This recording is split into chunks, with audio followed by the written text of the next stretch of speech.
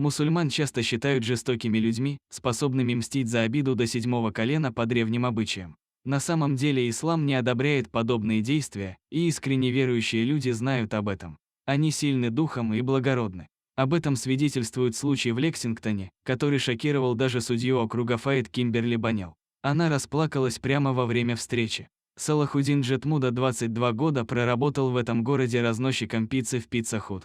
Его отец, Абдул Муним Самбат Джетмуд, всегда говорил, что на любой работе нужно добросовестно выполнять свою работу и относиться к людям с уважением. Сам Самбат руководил несколькими исламскими школами по всей территории Соединенных Штатов и требовал того же от своих учителей – учить детей добру и справедливости. Случилось так, что добродушный Салахуддин был найден мертвым в воротах жилого комплекса Walnut-Hills. Расследование длилось 2,5 года.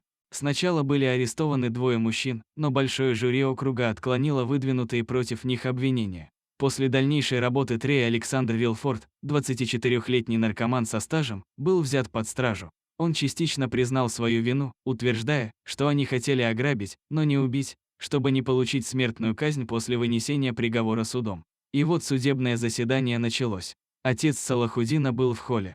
66-летний мужчина всего несколько месяцев назад ушел на заслуженный отдых. Присутствовала также мать обвиняемого.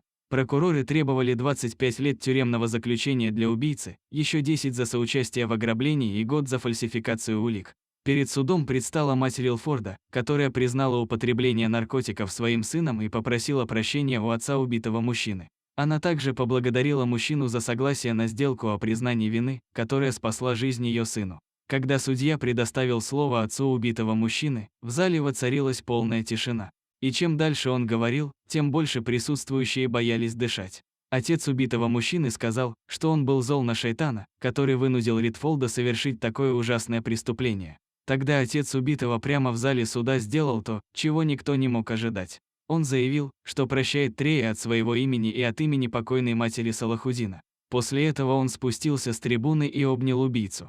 Он объяснил свои слова тем, что величайший дар ислама – это прощение.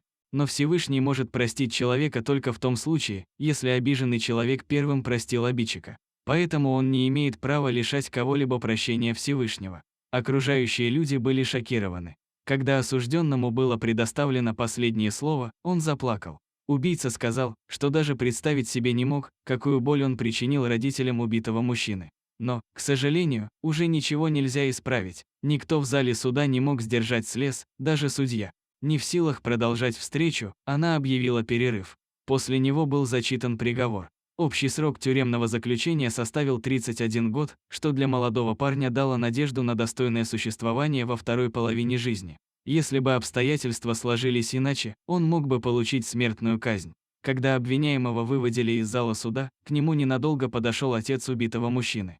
Он посоветовал использовать 31 год тюрьмы, чтобы подготовиться к новой жизни и начать творить добрые дела, уже находясь под стражей. Тогда он выйдет на свободу другим человеком. То, что произошло, демонстрирует силу милосердия и прощения, проявленную человеком почтенного возраста, который явно многое повидал в своей жизни. Это полностью опровергает тот факт, что доброта и сила духа могут зависеть от национальности или вероисповедания. Это урок достоинства и величия для каждого из нас.